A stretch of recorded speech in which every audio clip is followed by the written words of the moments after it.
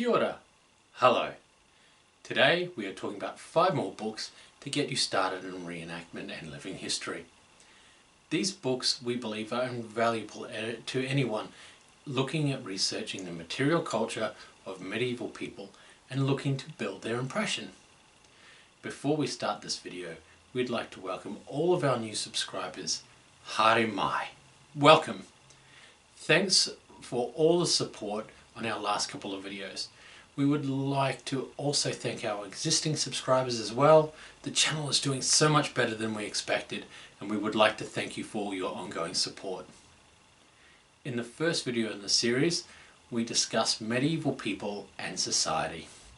Here we are going to discuss some of the tools we use in our research. This has been a bit of a hot topic over in my Facebook page, and people have asked me to discuss what tools I have used to research my impression. Now, this is not an exhaustive list of sources, just the 5 books that have made the cut. I will say most of these books are quite expensive. Second-hand editions are somewhat easy to find for some and hard for others. I cannot stress the usefulness of your local library or university library. You can use this resource, and if you cannot access these resources, I do know that a lot of reenactment clubs may have a group library, so look to them as well. Again, this is a review, not a paid endorsement for these products. In no particular order, first we have Textile and Clothing 1150 to 1450. This book contains well-researched academic work. It contains relevant examples of medieval textiles, as well as detailed photos and descriptions of fabrics with their weaves and compositions. It contains pictures of extant garments with construction methods and finishings. There are also descriptions of narrowware such as belts, fillets and ribbons, as well as pouches. This book has plenty of information for people who want to know what fabrics were used in which period. If you want to know if you should be using a twill or a broadcloth or what they are, this is the book that can help you out. It is a great reference for sewing techniques as well. It can show you how to construct medieval fabric buttons and buttonholes, or how to bind an edge, for example. Like all books, it does have its flaws though. You do need to read it cover to cover because it is not laid out very well. It refers to other parts of the book or sections that you were reading without referencing them in a clear fashion. So you can get lost unless you know what the author were referencing.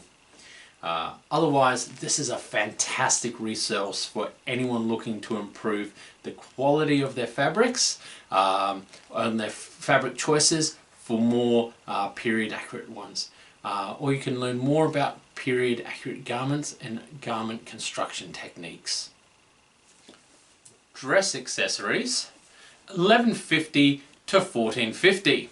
This book is just a wonder. If I want to get a new belt, this is where I'm checking for the mounts that I need on it. If I want to buy pewter buttons, this is where I'm checking accuracy. This book contains an extensive catalogue of drawings and descriptions of extant mounts, buttons, shapes, buckles, fittings, jewellery and more, including measurements and the compositions of the materials. No more fiddling around online in museum descriptions or on small finds, trying to see how big a shape was to recreate it, or to figure out if the thing you want to buy is too big or too small. This is the book that will help you. Wait, you want more? Alright, you'll also get the context for these items, and as you know, context is king. My criticism of this book is that there are only a few color palettes, which is a shame. Also, not all the items are illustrated, but really, look, that's just quibbling. You do need to be careful when reading this book, as dating for the items and their location is coded, so you need to refer to this code to make sure the item you're referring to is of the right period.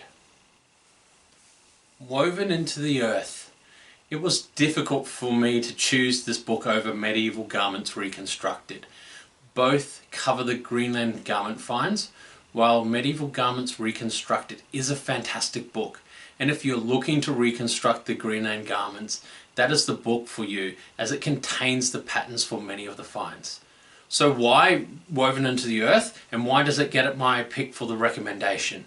Well, this is a superb book. It contains in-depth information and the context of the finds, as well as the history of the site and textiles. There are amazing photos and images of the construction techniques and discussion of the weaves and composition of the textiles. This book shows that Greenland had a vibrant and unique material culture that was influenced by, but still distinct from Northern Europe. If you are looking for patterns, however, again, I suggest buying Medieval Garments Reconstructed. Both books are great together if you are looking at reconstructing Scandinavian garments. Stepping through time. When I read this book, my world was changed. In fact, it's so good, this was going to be the subject of my first YouTube video. Obviously, that wasn't the case. So what makes this book so great? This is the analysis of historical footwear from the prehistoric to the 1800s. It does devote a huge portion of the book to the medieval. It covers construction techniques, composition, thickness of the leather and dyes used. You name it, this book has it. There is a great part covering the depiction of medieval footwear and art, and how artists' depictions do not resemble actual shoe construction of the period. So that's really interesting. This book is a must to understand accurate period footwear. I rate this book higher than Shoes and Pattens, which I also own, and that is a double A grade book in its own right. The downside of this book, again, it is hard to find anything. Many of these books do not utilize a proper indexing system. The Craftsman Handbook. This is a translation of a 15th century guidebook written by a Florentine artist. The intention of this book is to teach students how to become professional artists. Contained in the pages are recipes and techniques one should need to carry out the craft of an artist during the Renaissance, such as how to make different glues, how to prepare boards and fabrics for painting, how to paint a shield, how to mix oil paints, how to cut a quill, how to make tracing paper. I could go on and on. How to paint a benner, how to paint silk. It's stunning. Every time I open this book, there is something more I learn. I really have given up searching for tutorials on medieval projects online. I go here first, then I consult online. And that's not because I don't think other people can't tell me how to do something. It is often because no one has published the information I'm looking for. 99% of the time, Craftsman Handbook has the process, and it is period accurate too. The drawbacks of this book is that the author assumes the reader has a basic knowledge of the craft. He also advises to make something in the prescribed method. Either the prescribed method is described earlier in the book, or you should just know how to do it. This really has caused me some issues in the past. I hope these books will better equip you with the knowledge and skills in building your impression. One of the most common questions I encounter is, how do I find the knowledge to do such and such? How can I tell if X is accurate and Y was not?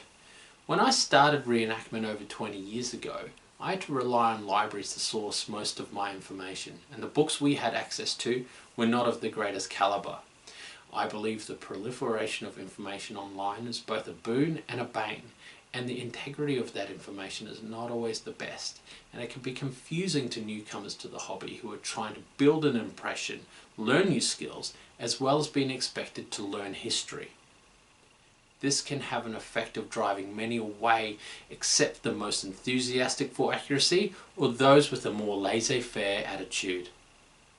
By having a couple of good academic texts by your side to refer to, you will be able to make decisions on what to sew, craft, or buy. Instead of having to rely on vendors telling you what may or may not be accurate, or spending good money and time sewing a garment to find out what you have made was not period. And trust me, I've done that. I still do that. It is really disheartening and dispiriting. So with these tools, you will be well on your way to understanding medieval material culture, and in no time, you will have the confidence in your skills to discern what is accurate and what is not. Thank you so much for watching. Do you agree with our choices? Do you disagree? Can you add to it? We would love to hear why. And finally, stay safe, have fun, and remember, keep reenacting.